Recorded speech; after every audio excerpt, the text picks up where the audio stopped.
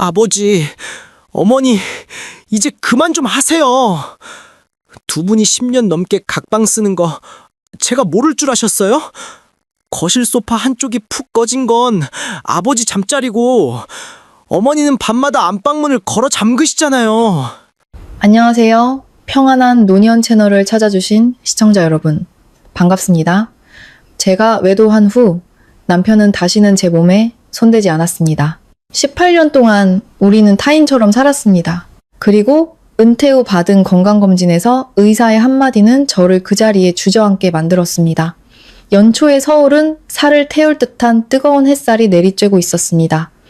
남쪽 지방의 건조한 계절처럼 바싹 마른 햇살은 사람을 쉽게 짜증나게 만들었죠. 하지만 서울대학교 병원 에어컨 바람이 쌩쌩 나오는 진료실 안에서 제 등골은 오싹했습니다. 저는 김서연, 3년 전 은퇴한 국어 교사입니다. 저는 최대한 단정한 자세로 앉아 있었습니다. 두 손은 곱게 깍지 낀 채 고운 빛깔의 한복 치마 위에 올려놓고 교사로서 평생 지켜온 침착함을 유지하려 애썼습니다. 제 맞은편에는 아들뻘쯤 되어 보이는 의사 김 선생이 앉아 있었습니다. 금태 안경을 쓴 그의 얼굴에서는 지성과 근엄함이 묻어났습니다. 그는 두툼한 진료 기록을 넘겼습니다. 종이가 바스락거리는 소리가 알코올 냄새 가득한 공간에 건조하게 울려 퍼졌습니다. 저는 동네 은퇴 교사 모임 친구들의 권유로 정기 종합검진을 받으러 온 참이었습니다. 58이라는 나이, 몸은 오래도록 관리하지 않은 낡은 자동차처럼 삐걱거리기 시작했습니다. 저 역시 고혈압이나 관절염 같은 사소한 노인성 질환이겠거니 생각했습니다. 김 선생은 초음파 결과지를 보다가 미간을 살짝 찌푸렸습니다. 그는 안경을 추어 올리며 저를 탐색하듯 그러면서도 전문가로서의 염려가 섞인 눈빛으로 바라보았습니다. 김서연 어머님, 자궁 및 부속기 초음파 결과에서 몇 가지 유의할 점이 보입니다. 제 심장이 덜컥 내려앉았습니다. 직업병인지 저는 걱정이 많은 편이라 의사가 유의할 점이라고 말하면 온갖 불치병을 상상하곤 했습니다. 저는 애써 평정을 유지하며 물었습니다. 무슨 심각한 문제라도 있나요, 선생님? 저는 잘 먹고 잘 자고 평소와 다름없었는데요. 김 선생은 손가락으로 서류를 가볍게 두드리며 잠시 망설이다가 제 얼굴을 화끈거리게 하는 질문을 던졌습니다. 부끄러워하지 마시고 정확한 진단을 위한 전문적인 질문이니 솔직하게 답해주세요. 최근 부부관계는 규칙적으로 하고 계신가요? 혹은 마지막 관계가 언제쯤이었습니까? 그 질문은 마치 제 얼굴에 찬물을 끼얹는 것 같았습니다. 제가 수년간 공들여 칠해온 단정하고 행복한 아내라는 가면이 순식간에 산산조각 났습니다. 저는 에어컨이 18도로 설정된 진료실 안에서 관자놀이에 땀이 배어나오는 것을 느끼며 그대로 얼어붙었습니다. 부부관계, 규칙적으로 그 단어들은 제게 너무나 사치스럽고 씁쓸하게 들렸습니다. 18년, 2008년 그 운명의 날 이후로 남편 박준혁과 저는 단 한 번도 서로를 만진 적이 없었습니다. 우리는 강남의 한 아파트에서 한 지붕 아래 살며 같은 식탁에서 밥을 먹고 결혼식과 장례식에 함께 다니며 모범적인 지식인 부부 연기를 했습니다. 하지만 묵직한 현관문이 닫히는 순간 우리는 타인이었습니다. 그는 거실 소파에서, 저는 안방 침대에서 잠들었죠. 우리 사이의 경계는 벽돌담이 아니라 경멸과 죄책감으로 쌓아 올린 보이지 않는 빙벽이었습니다. 제가 너무 오랫동안 침묵하며 얼굴을 붉히자 김 선생은 제가 전형적인 동양 여성처럼 부끄러워한다고 생각했는지 부드럽게 덧붙였습니다. 솔직하게 말씀해 주셔야 정확한 상황 파악이 가능합니다. 초음파 영상에서 자궁의 가벼운 유착성 염증과 함께 좀 특이한 오래된 흉터가 보이거든요. 성관계 빈도를 확인하면 새로운 감염 위험이나 관련 질병을 배제하는 데 도움이 됩니다. 저는 깊게 숨을 들이마셔 목구멍에 걸린 쓰디쓴 덩어리를 삼켜내려 애썼습니다. 의사에게 거짓말을 할 수는 없었지만 사실을 고백하는 것은 아물지 않은 상처에 소금을 뿌리는 것과 같았습니다. 그 가능성은 배제하셔도 좋습니다. 저는 신발코만 쳐다보며 작게 속삭였습니다. 아마 거의 20년은 된 것 같네요. 남편과는 잠자리를 따로 한 지 오래됐어요. 나이 들면 다들 그렇게 편하게 각자 자는 게 좋잖아요, 선생님. 김 선생은 잠시 놀란 듯 했지만 이내 전문가다운 표정으로 돌아와 진료 기록에 무언가를 적었습니다. 그는 더 묻지 않았지만 그 눈빛은 마치 제가 사람들 앞에서 발가 벗겨진 듯한 기분이 들게 했습니다. 네, 알겠습니다. 그런데 서연 어머님 자궁에 오래된 수술 흉터가 하나 보입니다. 혹시 부인과 수술을 받으시거나 이 부위에 시술을 받으신 적이 있으신가요? 저는 깜짝 놀라 고개를 번쩍 들었습니다.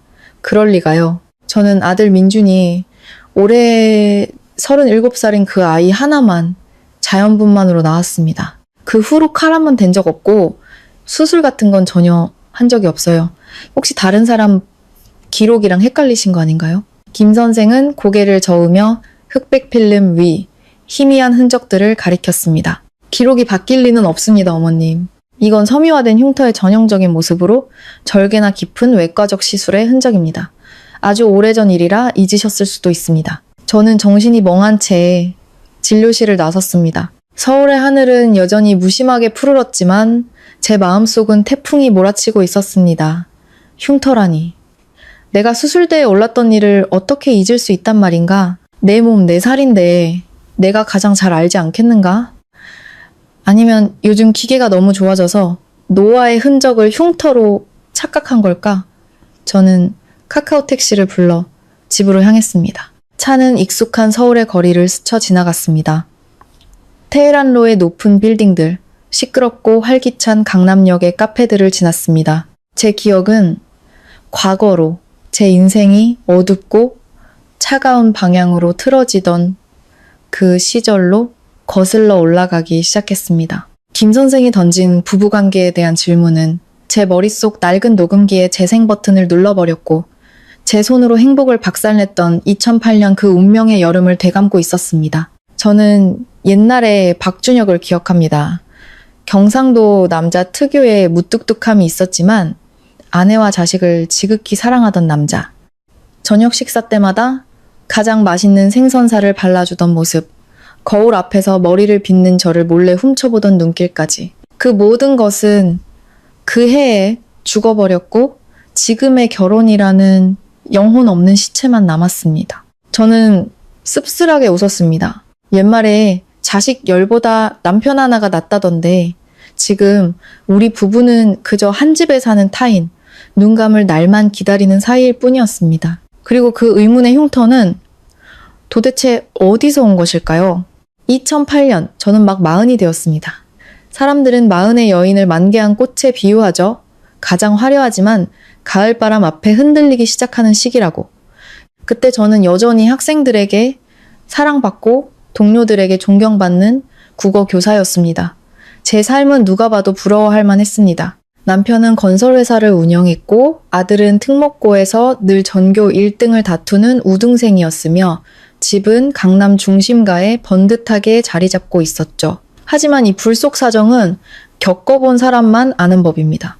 남편 박준혁은 좋은 사람이었습니다.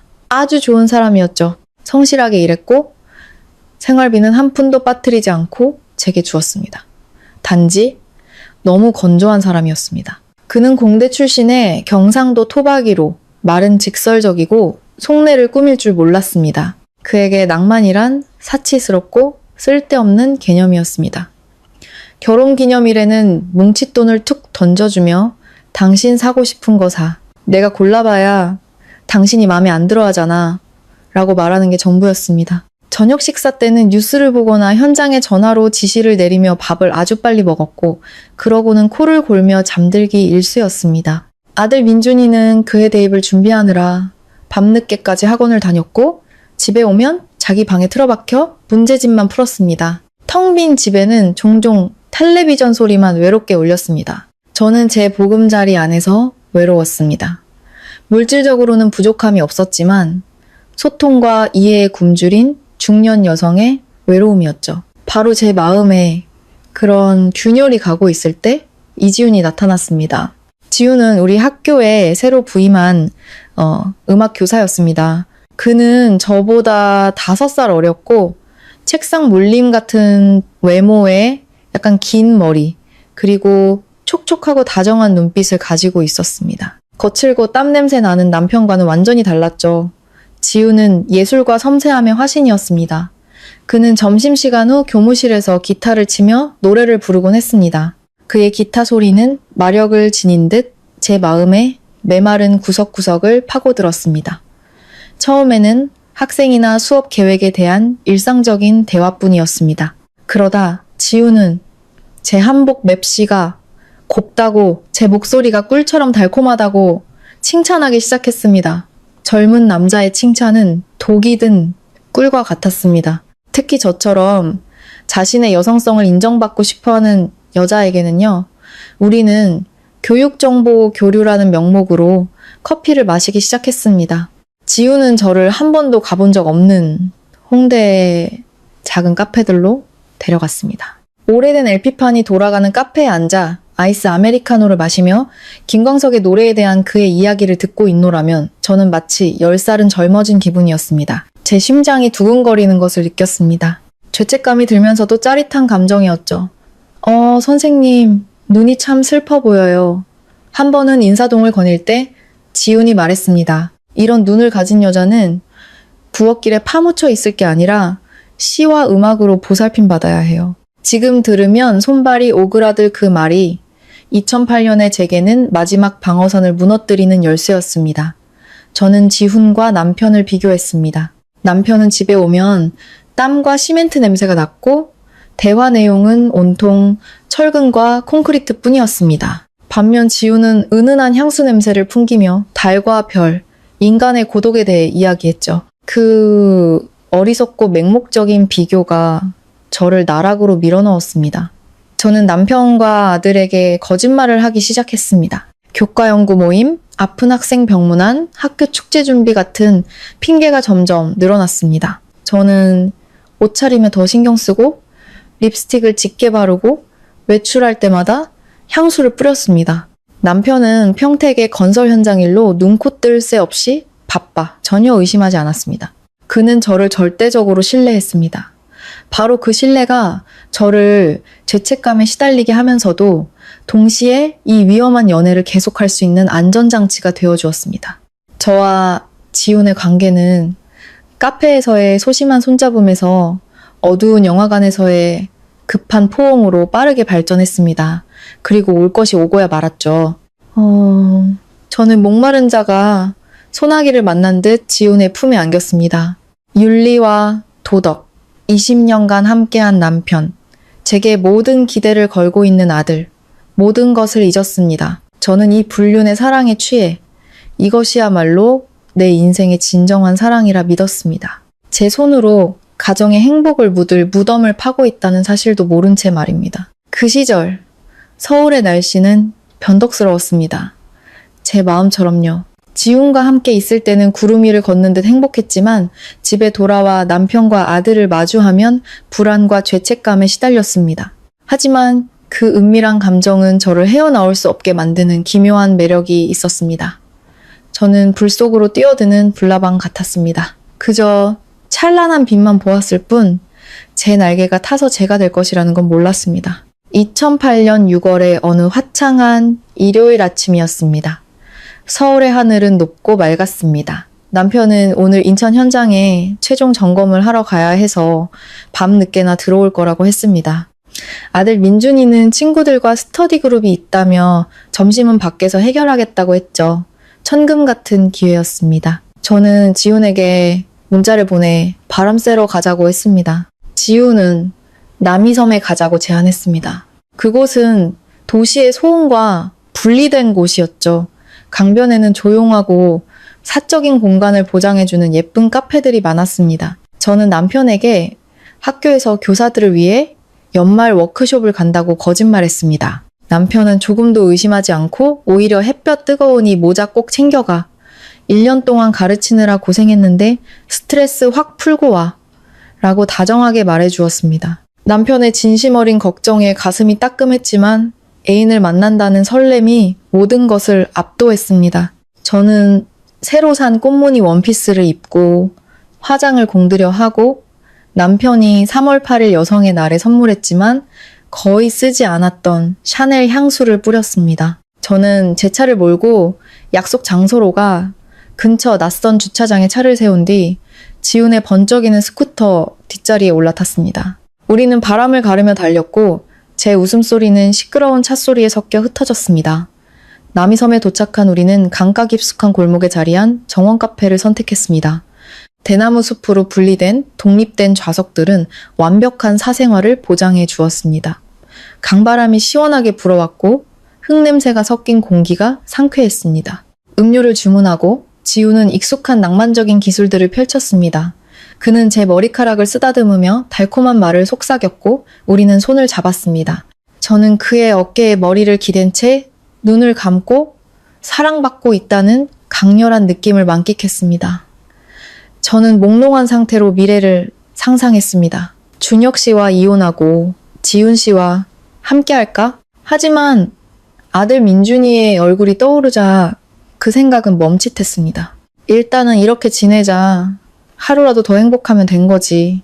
그때 갑자기 좌석 쪽으로 다가오는 요란한 발소리가 들렸습니다. 저는 깜짝 놀라 눈을 떴지만 지우는 옆 테이블 손님인가 보네 라며 저를 안심시켰습니다. 저는 다시 그의 어깨에 머리를 기대고 그가 들려주는 우스갯소리에 킥킥거렸습니다. 바로 등 뒤에서 들려온 갈라지고 절망적인 외침이 저를 전기에 감전된 사람처럼 지훈의 품에서 튕겨나가게 만들었습니다. 그 목소리는 너무나 익숙해서 소름이 돋을 정도였습니다.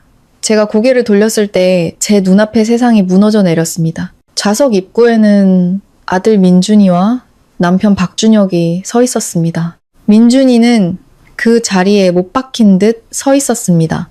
18살 소년의 앳된 얼굴은 충격과 고통으로 일그러져 있었습니다. 손에 쥔 가방끈을 어찌나 세게 쥐었는지 손이 하얗게 질려 떨리고 있었습니다. 그리고 남편. 그는 바위처럼 굳어서 있었습니다. 공사 현장의 햇볕과 바람에 검게 그을린 얼굴은 이제 핏기 하나 없이 잿빛이었습니다. 그의 눈은 붉은 핏발로 가득했고 저와 지훈을 꿰뚫을 듯이 쳐다보고 있었습니다. 알고 보니 인천 출장은 취소되었고 남편은 저를 놀라게 해주려고 아들과 함께 워크숍 장소로 저를 데리러 왔던 것이었습니다. 학교에 도착했지만 경비 아저씨는 그런 행사가 없다고 말했죠. 걱정이 된 남편은 제게 전화를 걸었지만 저는 전원을 꺼두었습니다. 남편은 제 휴대폰 위치를 추적했습니다. 그가 얼마 전 새로 사준 최신 휴대폰에는 가족 위치 추적 기능이 깔려 있었고 저는 멍청하게도 그 사실을 잊고 있었던 겁니다. 남편과 아들은 그렇게 여기까지 찾아온 것이었습니다. 주변의 모든 것이 끈적하게 굳어버린 듯 했습니다. 강바람 소리, 스피커에서 흘러나오는 김광석의 노래가 갑자기 역겹고 귀에 거슬렸습니다. 제 낭만적인 애인 지훈은 이제 핏기 없는 얼굴로 고개를 푹 숙인 채 저편에 서 있는 두 남자를 쳐다볼 엄두도 내지 못했습니다. 그의 비겁함이 역력히 드러났습니다. 저는 입술을 떨며 아무 말도 하지 못했습니다. 여보, 그리고 민준아, 내 설명 좀 들어봐. 남편은 제가 보던 드라마에서처럼 달려들어 지훈의 멱살을 잡거나 제 뺨을 때리지 않았습니다. 그의 침묵은 1000만 번의 분노보다 더 무서웠습니다. 그는 저를 쳐다보았습니다. 그 눈빛에는 아내에게 모든 신뢰를 바쳤다가 끔찍하게 배신당한 남자의 극한의 경멸과 처참한 실망감이 담겨 있었습니다. 남편은 민준이의 어깨를 감쌌습니다. 그의 목소리는 쉬어 있었지만 칼날처럼 날카로웠습니다. 가자 아들, 우리가 올 곳이 아니구나.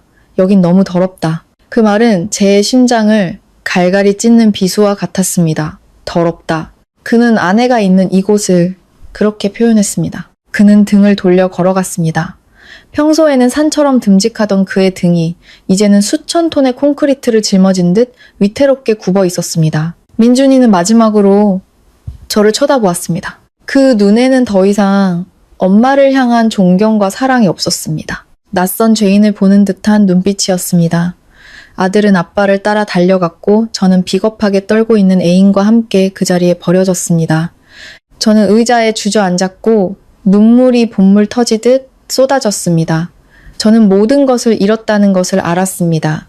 남편, 아들, 명예, 그리고 제가 그토록 자랑스러워했던 가정까지. 서울의 강바람이 차갑게 불어와 행복이라 불리던 것의 마지막 온기마저 앗아갔습니다. 제가 어떻게 집에 돌아왔는지 기억나지 않습니다. 지우는 남편이 떠난 직후 저를 버려두고 쥐도 새도 모르게 사라졌습니다. 저는 영혼 없는 껍데기만 남은 채 강남의 집으로 향했습니다. 아침에 설레는 마음으로 나섰던 그 집이 이제는 제 양심을 심판하는 법정처럼 우뚝 서 있었습니다. 문은 잠겨있지 않고 살짝 닫혀 있었습니다. 저는 조심스럽게 문을 열고 안으로 들어갔습니다. 밖은 아직 환했지만 집 안은 불이 꺼져 칠흑같이 어두웠습니다. 숨이 막힐 정도로 짙은 담배 연기 냄새가 코를 찔렀습니다. 남편은 베란다에 익숙한 의자에 앉아 있었습니다. 그의 발밑에는 담배꽁초와 제가 수북이 쌓여 있었습니다. 그는 평생 이렇게 많은 담배를 피운 적이 없었습니다. 저는 거실에 발이 묶인 듯 서서 앞으로 나아가지도 불을 켜지도 못했습니다. 빛이 제 추악한 모습을 비출까 두려웠습니다. 앉아. 어둠 속에서 남편의 목소리가 차갑고 무감정하게 울렸습니다. 저는 떨면서 소파 끝에 걸터 앉았고 두 손으로 옷자락을 꽉 쥔 채 눈물을 뚝뚝 흘렸습니다. 남편이 안으로 들어와 불을 켰습니다. 차가운 형광등 불빛이 제 얼굴을 정면으로 비쳤고 저는 눈을 찡그렸습니다. 그는 저를 쳐다보았습니다. 남이섬에서 봤던 폭발적인 분노는 사라지고 그 자리에는 깊은 피로감과 혐오감이 서려 있었습니다. 당신 설명 듣고 싶지 않아. 사과도 필요 없어. 제가 입을 열려고 하자. 그가 손을 들어 막았습니다. 지금 당신 사과는 휴지 조각보다 가치가 없어. 그는 제 맞은편 의자에 앉아 테이블 위에 백지와 펜을 놓았습니다. 지금부터 내가 두 가지 길을 줄 테니 당신이 선택해. 저는 숨을 죽이고 귀를 기울였습니다. 심장이 터질 듯이 뛰었습니다. 첫째, 그는 한 단어 한 단어 제 머리에 못을 박듯 천천히 말했습니다. 당장 이혼한다. 재산은 반으로 나누고 당신이 그 어린 놈을 따라가든 어디로 가든 상관 안 해. 하지만 아들 민준이는 내가 키운다. 그리고 내가 당신 집안, 당신이 가르치는 그 학교에 당신의 진짜 모습을 전부 알려줄 거야. 저는 몸서리를 쳤습니다. 이 길을 선택하면 아들, 명예, 직업을 모두 잃게 됩니다. 누구도 쳐다볼 면목이 없어질 겁니다. 둘째, 그는 잠시 말을 멈추고 담배에 불을 붙였습니다. 깊게 한 모금 빨아들인 후 허공에 연기를 뿜었습니다. 우리는 이혼하지 않는다. 당신은 서류상으로 내 아내이자 민준이 엄마로 남는다. 우리는 이 집에서 계속 살 거야. 민준이가 안심하고 대입시험을 치를 수 있도록 양가 부모님 체면을 지키기 위해 그리고 당신 같은 선생님의 명예를 지키기 위해서 제 눈에 희미한 희망의 빛이 어렸습니다. 그는 아직 아들과 가족을 생각하고 있었습니다. 하지만 그의 목소리가 면도날처럼 날카롭고 차가워졌습니다. 오늘부터 당신과 나는 서로 상관없는 사람이야. 당신은 당신 방에서, 나는 내 공간에서 산다. 생활비는 예전처럼 주겠지만 감정적인 교류는 이걸로 끝이야. 당신은 이 집에 새들어 사는 하숙생. 세상 사람들 보기에 부부 연극을 하는 동거인일 뿐이야. 내 몸에 손댈 생각도 말고 밖에서 남자 문제로 민준이한테 영향 줄 생각은 꿈도 꾸지 마. 만약 어기면 그날로 당신을 길바닥에 내쫓을 거야. 저는 눈물을 흘리며 그를 바라보았습니다. 두 번째 선택의 대가는 정신적인 무기징역이었습니다. 남편과 함께 살지만 아내가 될 수 없고 내 집에서 살지만 그림자처럼 지내야 하는 삶. 하지만 벽에 걸린 가족 사진 속 민준이의 환한 웃음을 보자 제게 다른 선택권은 없다는 것을 알았습니다. 대학 입시를 앞둔 아들에게 심리적 충격을 줄 수는 없었습니다. 시골에 계신 늙은 부모님을 망나니 같은 딸 때문에 망신시킬 수는 없었습니다. 두 번째 방법으로 할게요. 저는 흐느끼며 말했습니다. 남편은 고개를 끄덕이며 씁쓸하게 비웃었습니다. 그래, 당신은 영리하니까. 그럼 오늘 밤부터 나는 이 소파에서 잔다. 안방은 당신이 써. 다시는 그 경계선을 넘지 마. 말을 마친 그는 방으로 들어가 베개와 이불을 챙겨 거실로 나왔습니다. 그는 모든 것을 미련 없이 냉정하고 단호하게 처리했습니다. 저는 텅 빈 거실에 홀로 남아 남편의 넓은 등을 바라보며 가슴이 찢어지는 듯한 고통을 느꼈습니다. 저는 공식적으로 그를 잃었습니다. 가장 고통스러운 방식으로 바로 곁에 있으면서도 잃어버린 것입니다. 그날 밤 강남의 넓은 아파트는 죽음 같은 침묵에 잠겼습니다. 남편은 소파 등받이 쪽으로 몸을 돌린 채 누워 있었습니다. 저는 넓고 텅 빈 안방, 수많은 사랑을 나누었던 결혼 침대 위에 누워 있었습니다. 이제 그곳은 얼음장처럼 차가웠습니다. 저는 베개가 흠뻑 젖도록 울었습니다. 뼈저리게 후회했지만 모든 것이 너무 늦어버렸습니다. 판결은 내려졌고 저는 매일 사형 집행을 기다리는 사형수였습니다. 다음 날 아침 저는 평소보다 일찍 일어났습니다. 눈은 퉁퉁 부었고 머리는 깨질 듯 아팠습니다. 제가 가장 먼저 한 일은 휴대폰을 꺼내드는 것이었습니다. 저는 유심칩을 빼서 두 동강 낸 뒤 쓰레기통에 버렸습니다. 지훈의 번호를 지우고 모든 메시지와 사진, 그 죄 많은 사랑의 흔적을 깨끗이 지웠습니다. 저는 단호하게 그 일을 처리했지만 마음은 텅 비어 있었습니다. 지훈에 대한 미련 때문이 아니었습니다. 사랑을 갈망하던 여성으로서의 제 일부를 제 손으로 잘라내고 메마른 껍데기로 돌아가야 한다는 것을 알았기 때문입니다. 저는 부엌으로 가 아침 식사를 준비했습니다. 남편과 아들이 가장 좋아하는 설렁탕이었습니다. 저는 간을 정성껏 맞추며 뜨거운 국물이 집안의 냉기를 조금이라도 녹여주길 바랐습니다. 하지만 제가 설렁탕 2그릇을 식탁에 차렸을 때 남편은 이미 옷을 말끔히 차려입고 차키를 들고 현관으로 나서고 있었습니다. 밖에서 먹을게. 그는 끓어오르는 설렁탕 그릇은 물론 저를 쳐다보지도 않고 퉁명스럽게 한마디 던졌습니다. 아들이 위층에서 내려왔습니다. 아들의 눈도 퉁퉁 부어 있었고 다크서클이 짙었습니다. 아들은 설렁탕 그릇을 보고는 저를 쳐다보았습니다. 그 눈에는 어제와 같은 증오는 없었지만 대신 아득한 거리감이 있었습니다. 학교 늦었어요, 엄마. 그냥 빵 먹고 갈게요. 아들은 자전거를 끌고 그대로 나가버렸고 저는 식탁 옆에 망연자실 서 있었습니다. 2그릇의 설렁탕은 점점 식어갔고 국물에 불어터진 밥알들은 이 집에서 제 존재처럼 초라하고 볼품없었습니다. 저는 자리에 앉아 억지로 설렁탕을 한 숟갈 떠먹었습니다. 짠 눈물이 국물 속으로 뚝뚝 떨어졌습니다. 저는 선불폰으로 지훈에게 짧고 잔인한 이별 문자를 보냈습니다. 남편이 다 알았어요. 직장에서 잘리고 싶지 않으면 다시는 연락하지 마세요. 그 후 지훈이 남편의 보복이 두려워 지방의 어느 학교로 정근을 갔다는 소문을 들었습니다. 제가 환상에 빠졌던 낭만은 온데간데 없이 분류는 치욕과 두려움 속에서 끝났습니다. 그날 이후 저희 집안의 공기는 영원히 거치지 않을 먹구름에 휩싸였습니다. 식사 시간은 고문과 같았습니다. 우리는 여전히 한 식탁에 앉았지만 각자 자기 밥그릇에 코를 박고 먹었습니다. 누구도 말을 걸지 않았고 오직 수저 부딪히는 소리만 건조하게 울렸습니다. 남편은 아주 빨리 먹었습니다. 맛을 즐기는 것이 아니라 일을 하기 위해 에너지를 채우는 듯 했습니다. 식사를 마치면 그는 수저를 탁 소리나게 내려놓고 물 한 잔을 마신 뒤 차를 몰고 동네 카페로 가 밤늦게 돌아왔습니다. 비가 억수같이 쏟아지는 밤에도 그는 나갔습니다. 그는 제 얼굴을 보고 싶어 하지 않는다는 것을 알았습니다. 그는 모기에게 물려가며 카페에서 비 내리는 창밖을 보는 편이 타락한 아내와 한 공간에 있는 것보다 낫다고 생각한 겁니다. 저는 어떻게든 만회하려고 애썼습니다. 집을 먼지 하나 없이 깨끗하게 청소하고 그의 옷을 주름 하나 없이 다렸으며 가장 정성스러운 요리를 만들었습니다. 하지만 모든 것은 소용없는 짓이었습니다. 남편은 그 보살핌을 무심하게 받았습니다. 마치 제가 죗값을 치르기 위해 해야 할 의무인 것처럼요. 한 번은 제가 용기를 내어 물었습니다. 여보, 이 재킷 세탁할까요? 냄새가 좀 나는 것 같은데. 남편은 TV에서 눈을 떼지 않은 채 퉁명스럽게 대답했습니다. 거기 둬.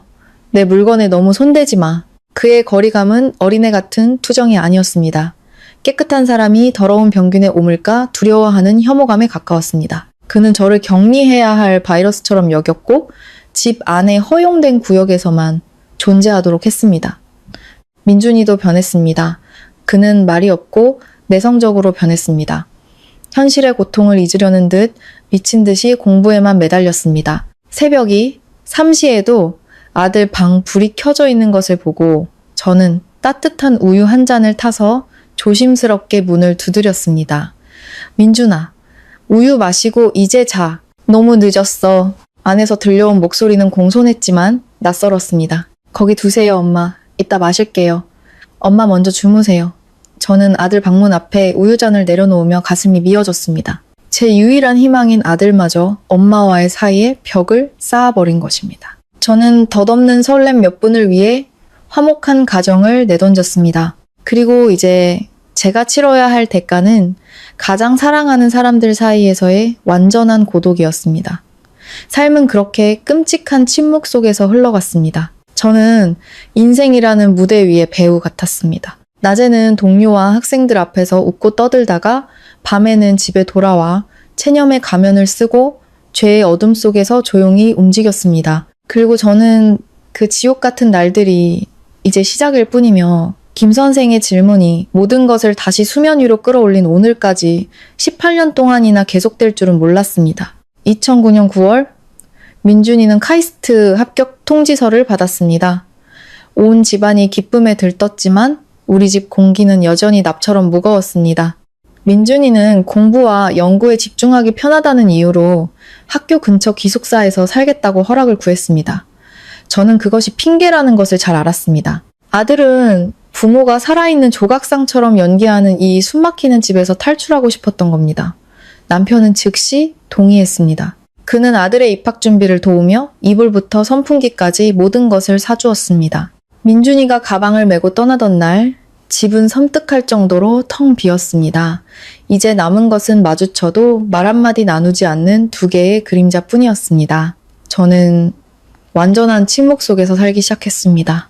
아침에 일찍 일어나 장을 보고 밥을 해서 밥상 위에 덮개를 씌워두고 출근했습니다.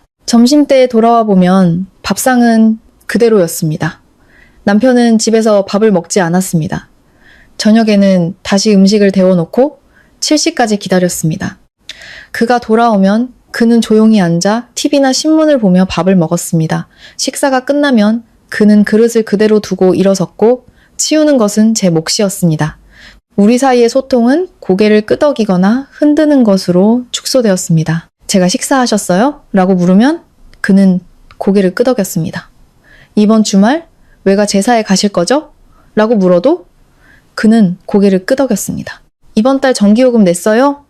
라고 물으면은 그는 이미 식탁 위에 놓인 영수증을 손으로 가리켰습니다. 남들 앞에서 연기해야 할 때를 제외하고는 그의 입에서 저를 향한 어떤 소리도 나오지 않았습니다. 2011년 저는 심한 dengu열에 걸려 몸이 불덩이처럼 뜨거웠고 정신이 혼미했습니다. 한밤중에 목이 타는 듯한 갈증을 느끼고 물을 마시러 거실로 가다가 바닥에 쓰러졌습니다. 그 소리에 남편이 잠에서 깼습니다. 그는 불을 켜고 제가 바닥에 웅크리고 있는 것을 보았습니다. 얼굴은 새빨갰습니다. 그는 저를 부축해 방으로 데려갔지만 그의 동작은 마치 낯선 물건을 만지는 것처럼 뻣뻣하고 거리를 두었습니다. 그는 해열제를 가져와 물과 함께 제 입에 넣어주었습니다. 저는 그를 바라보며 서러움과 함께 그가 아직 저를 걱정하고 있다는 일말의 희망에 눈물을 흘렸습니다. 고마워요. 저는 힘겹게 말했습니다. 남편은 뒤로 물러서며 차가운 눈으로 저를 보았습니다. 약 먹고 어서 나. 이웃들이 보고 내가 아픈 아내를 방치한다고 욕하는 꼴 보기 싫으니까. 남들 입에 오르내리고 싶지 않아. 그의 말은 방금 싹튼 작은 희망을 잘라내는 칼날과 같았습니다. 그의 관심마저도 그가 숭배하는 헛된 명예를 지키기 위한 것이었습니다. 저는 약을 삼켰지만 마음은 쓰디썼습니다. 그 세월 동안 저는 눈에 띄게 늙어갔습니다. 흰머리가 늘어났고 눈가에는 깊은 주름이 패였습니다. 저는 잊기 위해 교과서와 수업 준비에 파고들었습니다. 학생들은 김서연 선생님이 예전보다 더 엄격해지고 웃음이 줄었다고 느꼈습니다. 그 선생님의 마음속에 죽은 감정들의 무덤이 있다는 것을 누가 알았을까요? 집에 손님이 오거나 명절에 시골에 갈 때면 남편은 연기 스위치를 켰습니다. 그는 제게 음식을 집어주며 여보라고 다정하게 불렀습니다. 그는 농담을 하고 제 어깨를 치며 허허 웃었습니다. 누가 봐도 저희는 나이 들어서도 사이 좋은 모범적인 부부였습니다. 하지만 손님이 문 밖을 나서는 순간 그의 얼굴에서 미소는 전구가 나가듯 사라졌습니다. 그는 다시 움직이는 빙산으로 돌아와 차갑고 멀어졌습니다. 저는 그렇게 닳고 지쳐가며 살았습니다. 이 연극이 언제쯤 막을 내릴까 자문하면서요. 2013년 민준이가 졸업하고 1년 뒤 결혼하겠다고 발표했습니다. 상대는 유나라는 이름의 서울 출신으로 회계사로 일하는 발랄하고 똑 부러지는 아가씨였습니다. 저는 마침내 아들이 자신의 행복을 찾았다는 생각에 기쁨의 눈물을 흘렸습니다. 그리고 더 중요하게는 이 집에 사람이 늘어 냉기가 좀 가실 거라는 기대감 때문이었습니다. 결혼 준비를 위해 남편과 저는 더 많은 대화를 나눠야 했습니다. 하지만 모든 대화는 어느 예식장을 예약할지, 하객은 몇 명을 초대할지, 예단은 어떻게 할지에 관한 것 뿐이었습니다. 남편이 재정적인 부분을 모두 책임졌습니다.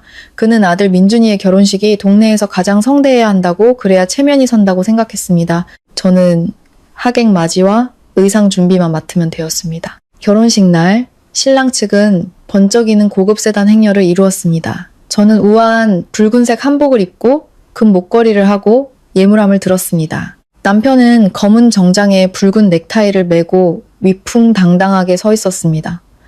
겉으로 보기에 우리는 세상에서 가장 완벽한 부모였습니다. 서울 중심가의 호화로운 웨딩홀, 반짝이는 조명과 경쾌한 음악 아래 남편은 제 손을 잡고 무대 위로 올라갔습니다. 사회자는 저희 부부의 30년간 변치 않는 사랑에 대해 열변을 토했습니다. 아래에서 박수갈채가 쏟아졌고 남편은 저를 돌아보며 다정한 눈빛으로 제 손을 부드럽게 쥐었습니다. 그 순간 저는 그가 저를 용서했다고 거의 믿을 뻔했습니다. 저는 지난 5년간 가장 환한 미소를 지었습니다. 우리는 며느리에게 금을 채워주고 두 아이에게 덕담을 건넸습니다. 남편은 마이크를 잡고 감격에 겨운 목소리로 말했습니다. 아빠, 엄마는 너희 두 사람이 행복하게 서로 사랑하며 살기를 바란다. 절대 서로에게 잘못해서 나중에 후회할 일 만들지 말아라. 그 말은 다른 하객들에게는 감동적으로 들렸겠지만 제게는 심장에 소금을 뿌리는 것 같았습니다. 저는 그가 자신에게 그리고 제가 그에게 안겨준 고통에 대해 말하고 있다는 것을 알았습니다. 예식이 끝나고 우리는 하객들을 배웅했습니다. 모두가 결혼식이 훌륭했다고, 사돈부부가 참 잘 어울린다고 칭찬했습니다. 우리는 택시를 타고 집으로 돌아왔습니다. 민준이와 유나는 강 건너에 새로 얻은 아파트로 갔습니다. 집에 들어서자마자 현관문이 닫히기 무섭게 남편은 뜨거운 것을 만진 듯 제 손을 뿌리쳤습니다. 그는 붉은 넥타이를 잡아 뜯어 소파에 던지고 재킷을 벗어 던졌습니다. 그의 얼굴은 굳어졌고 지친 표정이 역력했습니다. 그는 의자에 털썩 주저앉아 담배에 불을 붙이고는 길게 한 모금 빨고 내뱉었습니다. 끝났다. 드디어 민준이에 대한 책임도 끝났어. 이제 각자 알아서 살자고.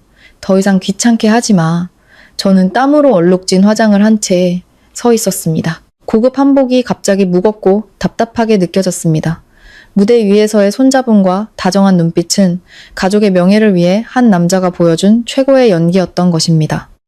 그는 마지막 순간까지 모범적인 아버지, 행복한 남편 역할을 완벽하게 해냈습니다. 저는 조용히 방으로 들어가 장신구들을 모두 벗어 보석함에 넣었습니다. 거울 속에는 화려하지만 지독히도 외로운 한 여인이 서 있었습니다. 아들의 첫날 밤, 저는 안방에 홀로 누워 거실에서 들려오는 남편의 규칙적인 코골이 소리를 들으며 제가 지키려 애쓰는 이 가짜 행복을 위해 울었습니다. 2년 후인 2015년 메마른 땅에 단비처럼 기쁜 소식이 찾아왔습니다. 며느리 유나가 임신을 했습니다. 말이 없던 남편이 갑자기 활기차졌습니다. 그는 매일 아들에게 전화해 며느리의 건강 상태를 물었고 몸보신을 위해 온갖 귀한 약재와 보양식을 사다 날랐습니다. 태명이 보보인 손자가 서울아산병원에서 태어나던 날 남편은 밤새 복도에서 서성였습니다. 간호사가 붉은 핏덩이 같은 아기를 안고 나오자 가장 먼저 달려가 아기를 받아든 사람이 바로 남편이었습니다. 그가 손자를 안고 눈물을 글썽이며 한박 웃음을 짓는 모습을 보니 예전에 다정했던 남편의 모습이 떠올랐습니다. 보보의 등장은 집안 분위기를 조금 우리에게는 대화할 공동의 주제가 생겼습니다. 보보한테 좋은 분유 좀 알아봐. 돈 아끼지 말고. 남편이 퇴직연금을 주며 말했습니다. 알았어요. 호주에서 직구에서 주문했어요. 이번 주말에 애들이 보보 데리고 온다더라. 당신이 닭죽 좀 끓여줘. 애가 당신이 끓여준 죽을 좋아하잖아. 그의 목소리는 예전보다 덜 날카로웠습니다. 저는 남몰래 기뻐했습니다. 손자는 마치 전쟁터의 양쪽을 조금이나마 가깝게 이어주는 가느다란 끈과 같았습니다. 민준이 부부가 아이를 데리고 올 때마다 집은 아이의 웃음소리로 가득 찼습니다. 남편은 손자를 안고 말을 태워주며 깔깔 웃었습니다. 저는 부엌에서 음식을 만들며 할아버지와 손자가 노는 모습을 보고 마음속에 희망이 싹 트는 것을 느꼈습니다. 한 번은 보보가 할아버지 옷에 오줌을 쌌습니다. 제가 급히 수건을 들고 달려가 닦아주려 했습니다. 제 손이 우연히 남편의 손에 닿았습니다. 그는 반사적으로 손을 뺐지만 예전처럼 날카롭게 굴지는 않았습니다. 그저 작게 내가 할게 라고 말했을 뿐입니다. 그 작은 행동 하나만으로도 저는 그날 밤 잠을 설쳤습니다. 그의 마음이 풀린 걸까? 손자에 대한 사랑이 아내에 대한 증오를 씻어낼 수 있을까? 저는 제 자신을 다시 가꾸기 시작했고 새 잠옷을 사고 보보에 대한 이야기를 꺼내며 그와 대화를 시도했습니다. 하지만 저는 착각했습니다. 그의 기쁨은 오직 손자를 향한 것이었습니다. 보보가 돌아가면 그는 다시 원래의 빙산으로 돌아갔습니다. 그는 손자를 사랑했습니다. 그 아이는 그의 핏줄이고 그가 소중히 여기는 가문의 연속이었기 때문입니다.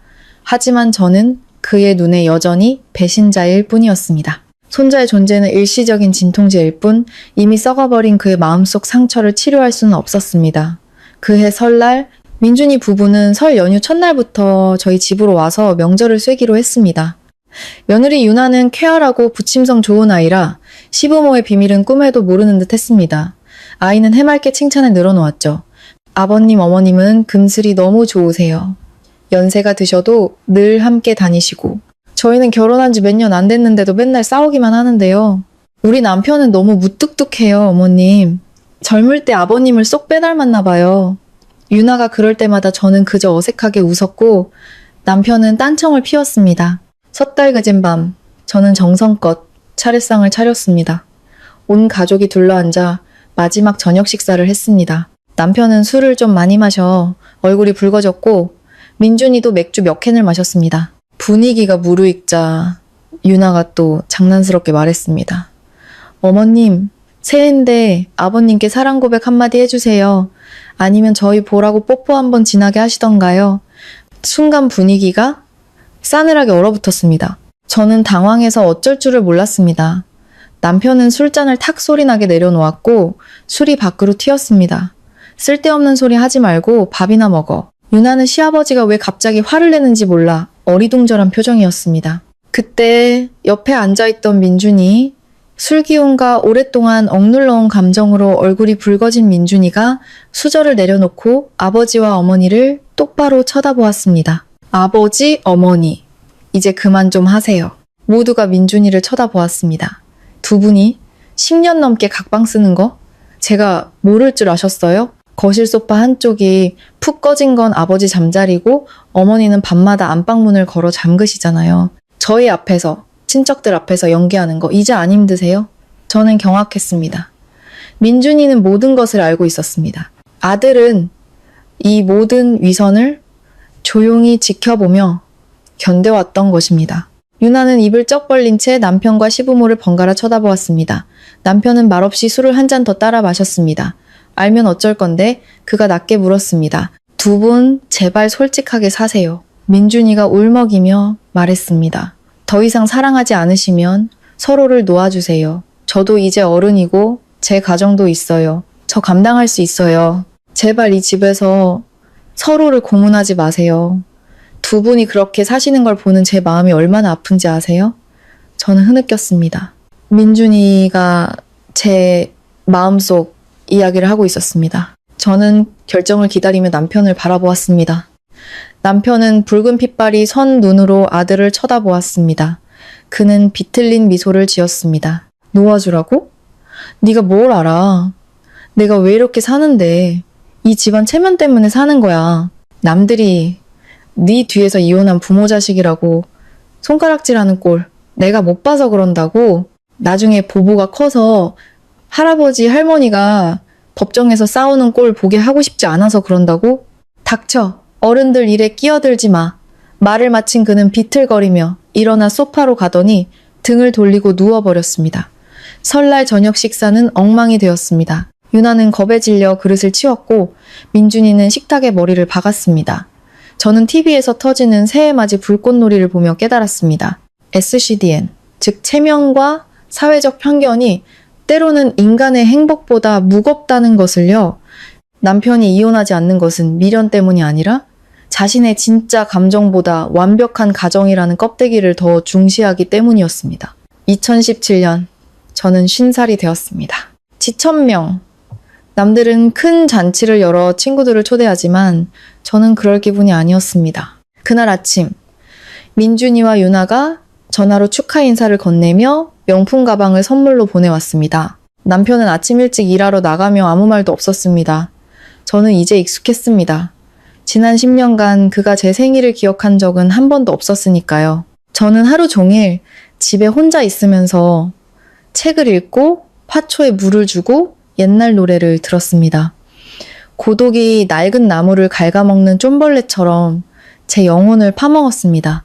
밤 10시 비가 억수같이 쏟아졌습니다. 불을 끄고 자려는데 남편의 오토바이 소리가 들렸습니다. 그는 흠뻑 젖은 채 손에는 검은 비닐봉지를 들고 있었습니다. 그는 봉지를 식탁 위에 놓고 옷을 갈아입으러 들어갔습니다. 저는 궁금해서 봉지를 열어보았습니다. 안에는 제가 처녀 시절 가장 좋아했던 잔치국수가 들어있었습니다. 연애 초 그는 퇴근하는 저를 기다려 포장마차에서 함께 잔치국수를 먹곤 했습니다. 저는 깜짝 놀랐습니다. 그가 제 생일을 제가 좋아하던 음식을 기억하고 있었습니다. 남편이 나와서 제가 국수 그릇을 보고 있는 것을 발견하고는 무심하게 말했습니다. 식기 전에 먹어. 지나가다 보니 아직 문을 안 닫았길래 그냥 사왔어. 그냥 사왔다는 한마디였지만 제 심장은 떨렸습니다. 저는 그릇에 국수를 덜었습니다. 구수한 멸치 육수 냄새와 김가루 냄새가 코를 찔러 눈시울이 뜨거워졌습니다. 저는 국수를 먹었고 한 가닥 한 가닥이 목구멍에 걸리는 듯 했습니다. 남편은 맞은편 의자에 앉아 담배를 피우며 창밖의 빗줄기를 멍하니 바라보았습니다. 고마워요. 당신 내가 잔치국수 좋아하는 거 아직 기억하네요. 제가 작게 말했습니다. 남편은 돌아보지 않고 천천히 담배 연기를 내뿜었습니다. 기억하면 뭐하고 잊으면 뭐해? 달라질 건 없어. 저는 용기를 내어 젓가락을 내려놓고 그의 등을 보며 말했습니다. 준혁 씨, 10년이에요. 우리가 이렇게 산 지 10년이 지났어요. 단 한 번만이라도 저를 용서해 줄 수는 없어요? 제가 잘못한 거 알아요. 평생 당신께 죗값을 치러야죠. 하지만 우리도 이제 늙었잖아요. 얼마나 더 살겠어요. 남은 여생만이라도 평온하게 당신을 돌보며 살고 싶어요. 남편이 저를 돌아보았습니다. 그의 눈에는 증오가 아닌 무서울 정도로 텅 빈 공허함이 있었습니다. 그는 재떨이에 담배를 비벼 끄며 냉소했습니다. 평온? 당신 평온을 원해? 그 국수 먹어보니까 어때? 네, 맛있어요. 제가 머뭇거리자 그가 칼날 같은 목소리로 말했습니다. 따뜻하니까 맛있겠지. 국수는 오래 두면 퉁퉁 불고 식어 빠져서 먹으면 배탈맛 나. 우리 부부 사이도 똑같아. 서연 씨. 10년 전에 이미 식어서 썩어버렸어. 이제 와서 다시 데워 먹자고? 그게 목구멍으로 넘어가겠어? 헛된 꿈 꾸지 마. 오늘 당신 생일이라 그냥 길 가던 사람이 동정심에 베푼 거야. 먹고 잠이나 자. 그는 일어나 소파로 가더니 이불을 머리 끝까지 뒤집어 썼습니다. 저는 먹다 남은 국수 그릇과 함께 그 자리에 앉아 있었습니다. 그의 말은 잔인했지만 사실이었습니다. 엎질러진 물은 다시 담을 수 없었습니다. 죽어버린 감정은 뒤늦은 사과나 비 오는 밤의 국수 한 그릇으로 되살릴 수 없었습니다. 제가 바라는 용서란 이 세상에서 가장 사치스러운 것이라는 걸 깨달았습니다. 우리는 앞으로도 영원히 부부라는 이름의 운명의 끈에 묶인 타인으로 살아갈 것입니다. 2018년 우리는 결혼 30주년을 맞았습니다. 남들이 보기엔 대단한 숫자였지만 제게는 기워붙인 비극의 30년이었습니다. 아들 민준이를 필두로 아이들은 부모님의 진주혼식을 기념하는 파티를 열어야 한다고 주장했습니다. 아이들은 서울의 야경이 한눈에 들어오는 한강 변해 레스토랑을 예약했습니다. 저는 늙어서 시끄러운 게 싫다며 거절하려 했지만 남편이 뜻밖의 고개를 끄덕였습니다. 자식들이 효도하겠다는데 그냥 두자고. 늙어서 언제 죽을지도 모르는데 애들 기쁘게 해주는 셈치지. 결국 우리는 다시 정장을 차려입고 행복한 부부 연극을 한 번 더 해야만 했습니다. 파티는 화려했습니다. 와인, 꽃, 촛불 모든 것이 완벽했습니다. 이제 3살이 된 손자 보보가 아장아장 무대로 걸어나와 할아버지, 할머니에게 삐뚤빼뚤한 그림을 선물했습니다. 남편은 손자를 품에 안고 눈이 안 보일 정도로 활짝 웃었습니다. 그 미소를 보며 제 마음은 한없이 가라앉았습니다. 저 미소의 아주 작은 조각이라도 내 것이었으면. 파티가 끝나고 아이들은 2차, 3차를 가자고 했지만 저희는 피곤하다는 핑계로 먼저 나왔습니다.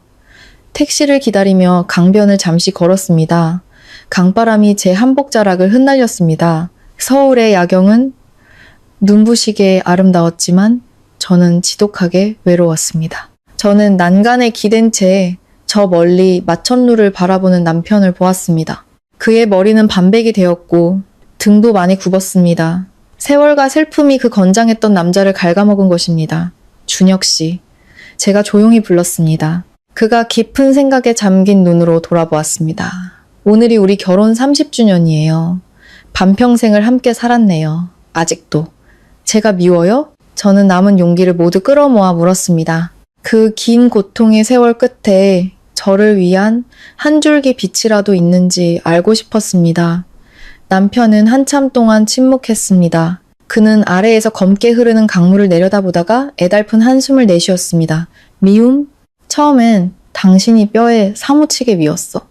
당신을 갈기갈기 찢어버리고 싶었고 소리라도 질러야 분이 풀릴 것 같았지. 그런데 그 미움을 품고 사는 게 너무 지치더라, 서연 씨. 그가 저를 돌아보았습니다.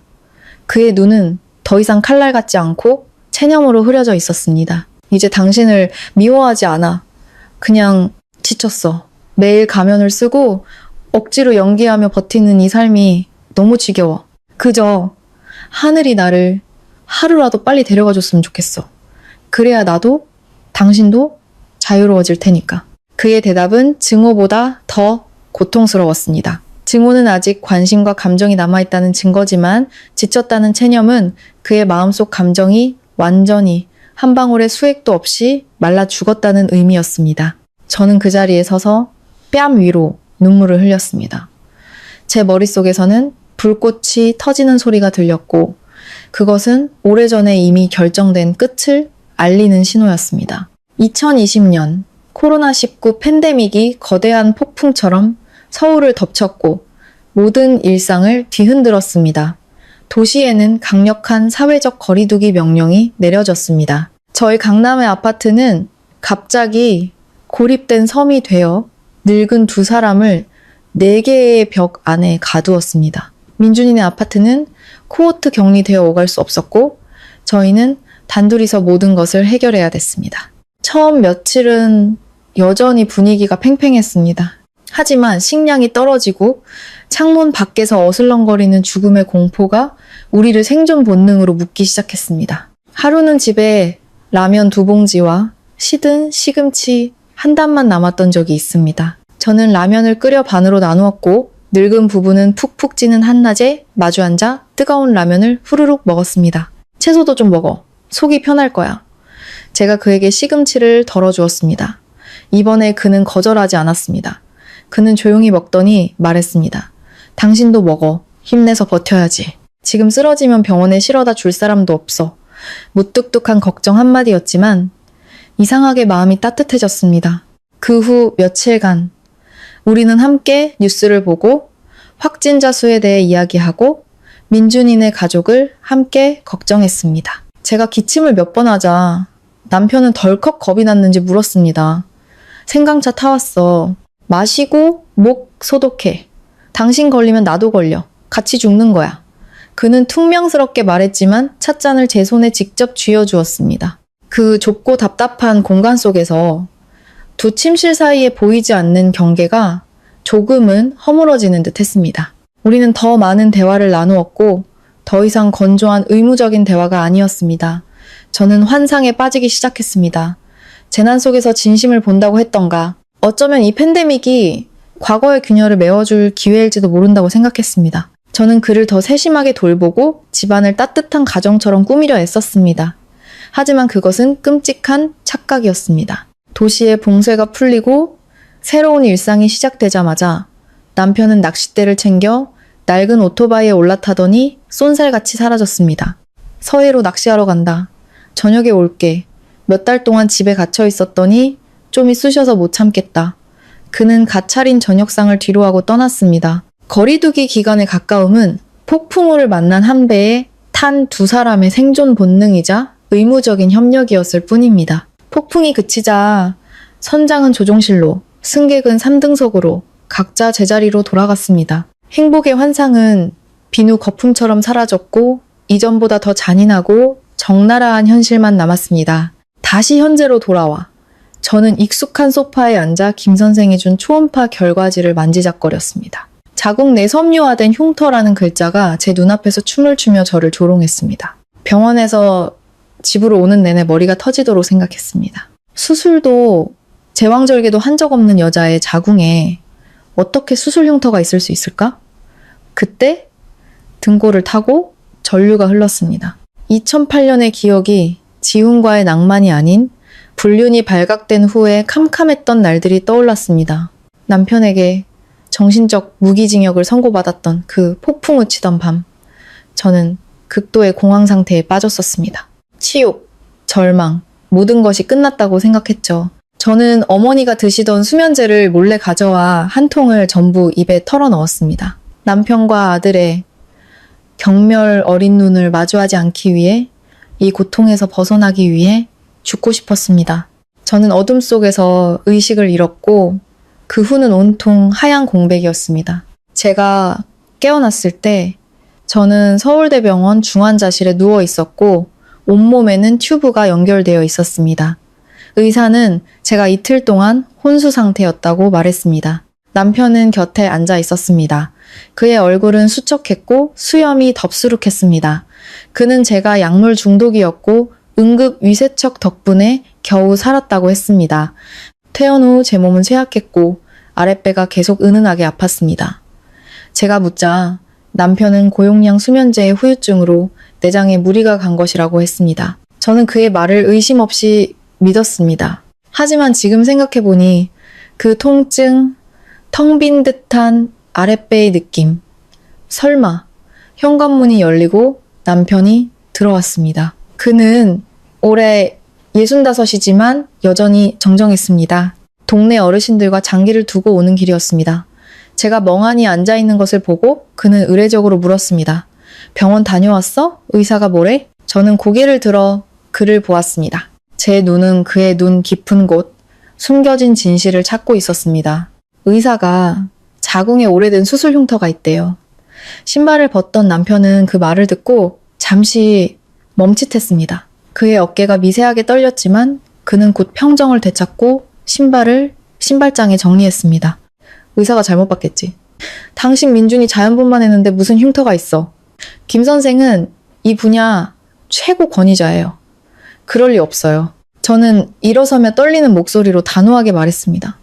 준혁 씨, 내 눈 똑바로 보고 말해줘요. 2008년 내가 자살 시도해서 병원에 실려갔을 때 도대체 무슨 일이 있었던 거예요? 남편은 저를 등진 채 부엌으로 가 물을 따랐습니다. 그의 회피는 제 직감을 확신으로 바꾸었습니다. 아무 일도 없었어. 위세척하고 퇴원했잖아. 그게 다야. 아니야. 저는 소리쳤습니다. 위세척만 했는데 왜 한 달 내내 아랫배가 아팠던 거죠? 왜 이 흉터가 있는 거냐고요? 당신 18년 동안 나한테 뭘 숨긴 거예요? 남편은 물잔을 3개 내려놓았고 물이 사방으로 튀었습니다.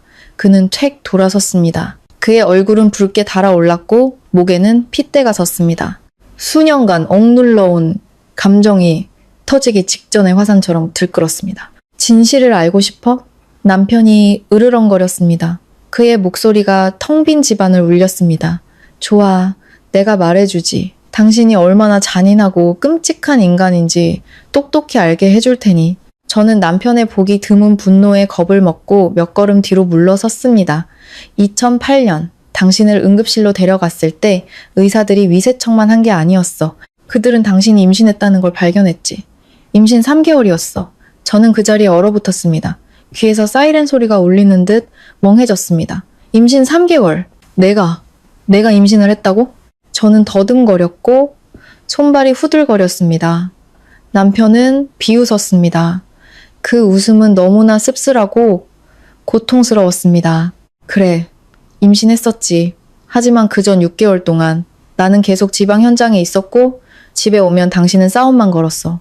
우리는 잠자리 한 번 안 했지. 그럼 그 아이, 누구 아이였을까? 그 음악 선생놈 아이였겠지? 누구겠어?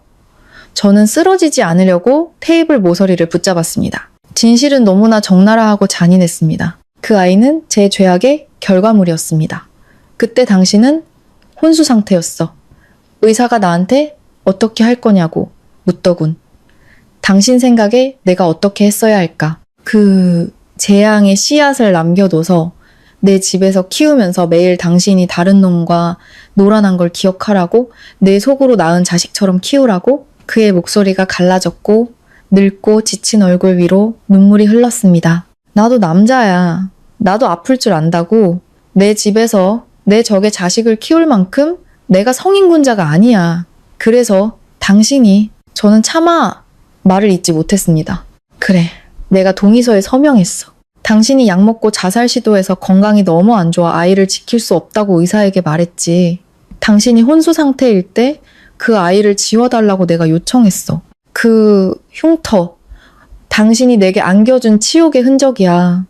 저는 바닥에 주저앉아 소리 없이 울었습니다. 저는 또 한 번 엄마가 될 수 있었지만 제 배신으로 제 아이를 죽였고 남편은 증오로 그 일을 도왔던 것입니다. 태어나지도 못한 아이가 어른들의 잘못에 대한 대가를 치른 것입니다. 왜 나한테 말하지 않았어요? 제가 고통스럽게 절규했습니다. 말하면 뭐가 달라져? 또 자살이라도 하려고?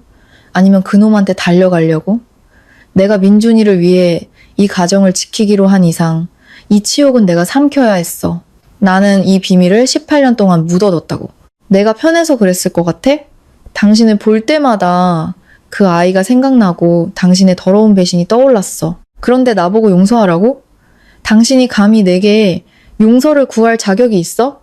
방 안은 제 비통한 울음소리와 남편의 거친 숨소리로 가득 찼습니다. 오랫동안 잠자던 과거라는 괴물이 깨어나 우리의 마지막 가짜 평온마저 집어삼키고 있었습니다. 집안의 공기가 끊어질 듯 팽팽하던 바로 그때 요란한 전화벨 소리가 울렸습니다. 길고 다급한 벨소리는 불길한 징조 같았습니다. 숨을 헐떡이던 남편은 잠시 망설이다 전화를 받았습니다. 여보세요? 수화기 너머에서 무언가 다급한 말이 들려왔습니다. 남편의 얼굴이 끔찍하게 변하는 것을 보았습니다. 붉었던 얼굴이 하얗게 질렸다가 잿빛으로 변했습니다. 그의 손이 떨렸고 휴대폰을 놓칠 뻔했습니다. 네? 사고라고요? 어디서요? 서울대병원요? 알겠습니다. 지금 바로 가겠습니다. 그는 전화를 끊고 저를 돌아보았습니다. 그의 눈은 넋이 나간 채 극도로 겁에 질려 있었습니다. 방금 전에 모든 증오와 원망은 사라지고 오직 아버지만의 공포가 남아 있었습니다. 옷 갈아입어. 빨리. 민준이가 사고를 당했대. 민준이가 왜요? 저는 벌떡 일어났고 심장이 멎는 것 같았습니다. 경찰서에서 연락 왔는데 올림픽대로에서 덤프트럭에 치였대. 상태가 아주 위중해서 지금 서울대병원 응급실로 옮겨지고 있대. 빨리 가자 여보. 늦으면은 아들 얼굴도 못 봐. 저는 청천벽력 같은 소리에 다리가 풀려 움직일 수가 없었습니다. 남편은 방으로 뛰어들어가 지갑과 차키를 집어들고 나와 제 팔을 잡아 끌었습니다. 빨리! 지금 울고 있을 때야? 우리는 길로 뛰쳐나가 카카오 택시를 잡았습니다. 차 안에서 남편은 조각상처럼 굳어앉아 두 손을 깍지 낀 채 하얗게 질려 있었습니다. 그는 창밖을 멍하니 보고 있었지만 아무것도 보지 못하고 있다는 것을 알았습니다. 그는 기도하고 있었습니다. 저는 마스크가 흠뻑 젖도록 눈물을 흘렸습니다. 민준아, 내 아들아. 너는 엄마 아빠의 유일한 희망이고 살아가는 이유야. 네가 잘못되면 우린 어떻게 살아? 저는 뼈저리게 후회했습니다. 조금 전에 우리가 싸우지 않았더라면, 과거를 들추지 않았더라면 이런 불행은 오지 않았을지도 모릅니다. 택시는 서울의 밤거리를 뚫고 서울대 병원을 향해 질주했습니다. 어디선가 들려오는 구급차 사이렌 소리가 절망적인 비명처럼 들렸습니다. 저는 저 길 끝에 18년 전에 그 아이보다 더 끔찍한 진실이 우리를 기다리고 있다는 것을 전혀 알지 못했습니다. 우리 모두의 인생을 영원히 바꿔놓을 진실이 말입니다. 서울대병원 응급실은 소독약 냄새와 소음으로 가득했습니다. 우리는 응급실로 달려 들어갔습니다. 며느리 유나가 복도에 주저앉아 피 묻은 옷을 입은 채 기절할 듯이 울고 있었습니다. 우리를 보자 아이는 달려와 제게 안겼습니다. 어머님, 민준 씨가 진정해라, 아가. 의사 선생님이 뭘 하시더냐? 남편이 눈물을 닦으며 떨리는 목소리로 물었습니다. 다발성 외상에 출혈이 너무 심하대요. 지금 안에서 응급수술 중인데, 그런데 병원에 AB형 혈액이 부족하대요. 같은 혈액형인 가족이 있으면 급하게 수혈해야 한다고.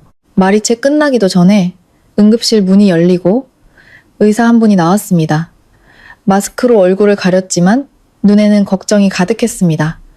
박민준 환자 보호자분 계십니까? 네, 제가 아비입니다. 남편이 나섰습니다. 제가 어미고요. 저도 앞으로 나섰습니다. 환자 상태가 매우 위독해 급히 수혈이 필요합니다. 병원에서도 혈액을 구하고 있지만 가족 중에 같은 혈액형이 있으면 가장 좋습니다. 부모님 중에 AB형이 있으십니까? 남편은 고개를 저었습니다. 저는 O형입니다. 저도 서둘러 말했습니다. 저도 O형이에요. 하지만 O형은 누구에게나 수혈할 수 있잖아요. 선생님, 제 피를 뽑아주세요. 얼마든지 드릴게요. 제발 우리 아들만 살려주세요. 의사는 우리 두 사람을 이해할 수 없다는 듯이 쳐다보며 미간을 찌푸렸습니다. 그는 손에 든 진료 기록을 내려다보고는 다시 우리를 보았습니다. 두 분 다 O형이 확실하십니까? 확실합니다. 남편이 단언했습니다. 제가 헌혈을 몇 번이나 했어요. 여기 헌혈증에도 똑똑히 적혀 있습니다. 의사는 한숨을 쉬며 심각한 목소리로 말했습니다.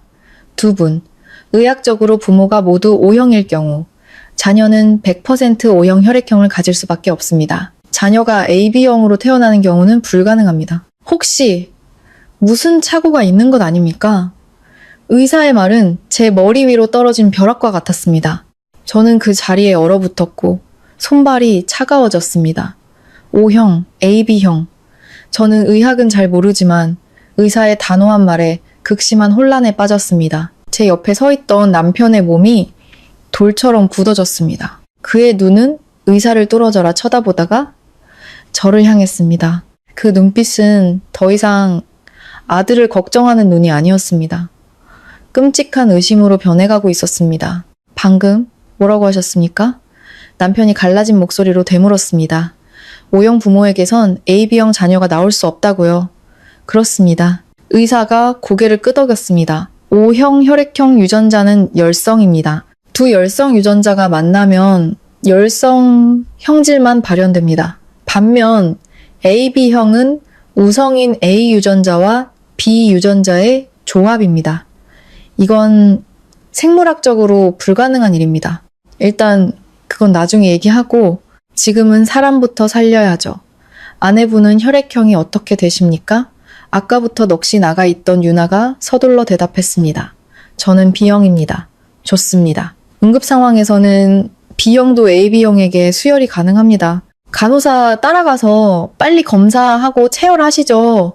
두 분은 여기서 기다려 주십시오. 유나는 급히 간호사를 따라갔습니다. 복도에는 저와 남편만 남았습니다. 병원의 소음이 갑자기 했고 제 심장 소리만 요란하게 들렸습니다. 남편은 아무 말 없이 의자에 주저앉아 두 손으로 머리를 감쌌습니다. 수술실 안에서 도사리는 죽음보다 더 무거운 침묵이 우리를 덮쳤습니다. 남편은 오래된 석상처럼 미동도 없이 앉아 있었습니다. 저는 그를 쳐다볼 수도 그 옆에 앉을 수도 없었습니다.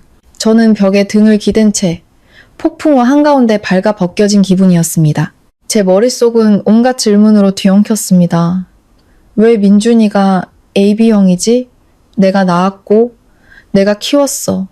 내 아들이 틀림없어. 하지만 아빠는 누구지? 남편은 O형, 나도 O형인데 그렇다면 민준이의 친아버지는 A형, B형 혹은 AB형이어야만 해? 제 머릿속을 스치는 한 가지 생각에 온몸에 소름이 돋았습니다. 30년 전 그 운명의 밤, 설마 서연 씨. 남편의 목소리는 쉬어 있었고 섬뜩했습니다. 저는 깜짝 놀라 그를 보았습니다. 그가 고개를 들었고 그의 눈은 붉은 핏줄로 가득했습니다. 그는 더 이상 경멸이 아닌 막다른 길에 몰린 상처 입은 짐승의 눈으로 저를 보고 있었습니다. 대답해. 그는 한 글자 한 글자 총알을 쏘듯 말했습니다. 민준이, 도대체 누구 자식이야? 저는 떨며 더듬거렸습니다. 난 몰라요. 당신 아들이잖아요. 나한테는 당신밖에. 닥쳐! 남편이 소리치자 지나가던 사람들이 흠칫 놀라 돌아보았습니다. 이 지경이 됐는데도 거짓말을 해? 의사가 분명히 말했잖아. O형끼리 어떻게 AB형을 낳아? 당신이 날 속였어. 30년 내내 날 속여왔던 거야. 그는 달려들어 제 양어깨를 잡고 거세게 흔들었습니다. 말해. 2008년 그놈은 음악선생이었고 민준이 아비는 또 어떤 놈이야? 당신 도대체 언제부터 내 머리에 뿔을 달았던 거야? 저는 고통의 눈물을 흘렸습니다. 해명하고 싶었지만 저 자신도 극심한 혼란에 빠져 있었습니다. 제 머릿속에서 서서히 드러나는 진실을 믿고 싶지 않았습니다. 준혁 씨, 진정해요. 여긴 병원이에요. 아들이 수술 중이잖아요. 제가 애원했습니다. 남편은 저를 벽으로 거칠게 밀치고는 미친 듯 고통스러운 웃음을 터뜨렸습니다. 수술? 하하. 내가 지금 내 자식도 아닌 놈 때문에 걱정하고 울고 있었단 말이야? 30년 동안 남의 자식을 키웠어. 내 자식인 줄 알고 사랑하고 모든 걸 희생했어. 당신이랑 이 지옥 같은 삶을 버틴 것도 다 민준이 때문이었는데 알고 보니 내가 이 세상에서 제일 가는 멍청이였구나. 그는 얼굴을 감싸고 아이처럼 흐느꼈습니다. 평생 아내와 자식 앞에서 눈물 한 번 보이지 않던 강한 남자가 버려진 아이처럼 울고 있었습니다. 이번 배신감은 단순한 치욕이 아니었습니다. 그것은 그의 삶의 의미와 모든 믿음이 완전히 붕괴되는 순간이었습니다. 바로 그때 응급실 수술등이 꺼졌습니다. 의사가 나왔고 남편은 급히 눈물을 닦고 반사적으로 일어섰습니다. 아무리 고통스러워도 30년간 민준이에게 쏟은 그의 사랑은 진짜였습니다. 선생님, 제 아들은요? 수술은 성공적으로 끝났습니다. 아내분과 병원 혈액으로 긴급 수혈을 해서 위기는 넘겼습니다. 하지만 중환자실에서 경과를 지켜봐야 합니다. 남편은 안도의 한숨을 내쉬었지만 곧 그의 얼굴은 다시 어두워졌습니다. 그는 중환자실 문을 바라보았습니다. 그가 가장 사랑했던 아들이 이제는 아들이라고 불러야 할지조차 모를 그 아이가 저 안에 누워 있었습니다. 민준이는 다음날 아침에 깨어났습니다. 온몸은 붕대로 감겨 있었고 링거줄이 어지럽게 꽂혀 있었습니다. 저와 남편은 잠시 면회가 허락되었습니다. 남편은 침대 발치에 팔짱을 낀 채 서서 복잡한 눈빛으로 민준이를 바라보았습니다. 안타까움과 낯숤이 뒤섞인 눈빛이었습니다. 민준이가 눈을 뜨고 부모님을 보자 힘겹게 웃었습니다. 아버지, 어머니, 저 괜찮아요. 저는 아들의 차가운 손을 잡았고 눈물이 다시 흘렀습니다. 엄마가 얼마나 놀랐는지 알아? 왜 그렇게 조심성 없이 다녀? 민준이는 저를 보고 남편을 보았습니다. 아이는 이 이상한 분위기를 감지한 듯 했습니다. 붉게 충혈된 아버지의 눈과 차가운 태도를 보았습니다. 아들은 어릴 때부터 영리하고 예민했습니다. 분명 무언가 짐작했을 겁니다. 아버지, 혈액형 얘기 들으셨죠? 민준이가 지친 목소리로 하지만 또렷하게 물었습니다. 저는 깜짝 놀랐고 남편은 망연자실했습니다. 네가 뭘 알아? 민준이가 눈을 감았고 눈물 한 방울이 뺨을 타고 흘렀습니다. 죄송해요, 아버지. 저는 이 사실을 오래전부터 알고 있었어요. 고등학교 3학년 때 징병 신체 검사 받으면서요. 고등학교 3학년 남편이 중얼거렸습니다. 18년 전. 네. 그때 의사 선생님이 제가 AB형이라고 하셨어요. 이상했어요. 주민등록 등본에는 아버지, 어머니 모두 O형으로 돼 있었거든요. 혼자 알아보다가 아버지 머리카락을 몰래 가져가서 DNA 검사를 했어요. 병실은 숨 막히는 침묵에 잠겼습니다. 저는 경악하며 아들을 보았습니다. 제 어린 아들이 이 끔찍한 비밀을 혼자서 수년간 짊어지고 있었던 것입니다. 결과, 저는 아버지 친아들이 아니었어요. 민준이가 울먹이며 말했습니다. 결과지를 받아들고 그냥 죽고 싶었어요. 집을 나가려고도 했어요. 그런데 그때 아버지가 땀을 뻘뻘 흘리며 퇴근하시면서 제가 좋아하는 떡볶이를 사오셨어요. 공부하느라 힘드냐고 물어보시는데 차마 그럴 수가 없었어요. 아버지가 상처받으실까봐, 우리 가정이 깨질까봐 두려워서 그냥 입을 다물었어요. 낳은 정보다 기른 정이 더 크다고 스스로를 다독였어요. 저를 키워주신 아버지가 제 유일한 아버지라고 생각했어요. 남편은 떨리는 걸음으로 침대 가까이 다가왔습니다. 그는 평생을 바쳐 키워낸 이 효심 깊은 아들을 바라보았습니다. 네가 그걸 숨기고 혼자서 버텼단 말이냐. 죄송해요, 아버지. 남의 자식을 키우게 해드려서 죄송해요. 아버지께서 어머니와 저를 버리실까봐 무서워서 말을 못했어요. 제가 너무 이기적이었죠. 아버지? 남편은 침대가에 머리를 박고 흐느꼈습니다. 그의 어깨가 세차게 떨렸습니다. 그는 증오가 아닌 연민으로 울고 있었습니다. 너무나 속 깊어서 가슴 아픈 아들을 위해 불행한 세 사람을 얇게 든 운명으로 묶어버린 현실을 위해 울고 있었습니다. 저는 그 자리에 서서 제가 가장 큰 죄인이라고 느꼈습니다.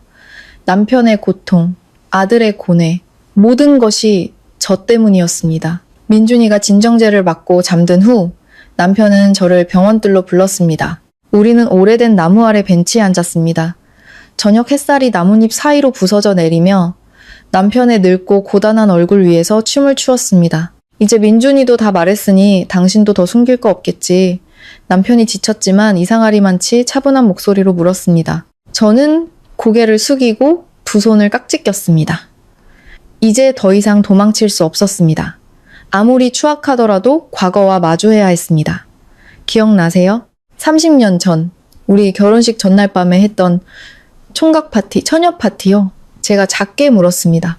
남편은 기억을 더듬듯 미간을 찌푸렸습니다. 기억나지? 강남에 있는 바에서 내 친구들 다 모였잖아. 그날 제가 너무 취했어요. 그렇게 독한 술은 처음 마셔봤어요. 어지럽고 속이 안 좋아서 화장실을 찾으러 갔는데 실수로 손님용 VIP 룸으로 들어갔어요. 저는 잠시 말을 멈추고 용기를 내어 말을 이었습니다. 그 방에 누가 있었어요. 저는 너무 취해서 그 사람이 당신인 줄 알았어요. 그 사람도 취해 있었고. 그래서 그런 일이 있었어요. 다음날 아침에 깨어보니 방에는 저 혼자였고 옷은 흐트러져 있었어요. 저는 너무 놀라서 집으로 도망쳤어요. 그냥 악몽이거나 아니면 당신이 저를 그 방으로 데려간 줄 알았어요. 그놈이 누구야? 남편이 으르렁거렸습니다. 얼굴은 기억 안 나요. 하지만 나중에 모든 걸 맞춰보니 그날 밤 저를 부축해줬던 사람이 용준 오빠였어요. 용준이? 남편의 눈이 커졌습니다. 내 둘도 없는 친구 용준이?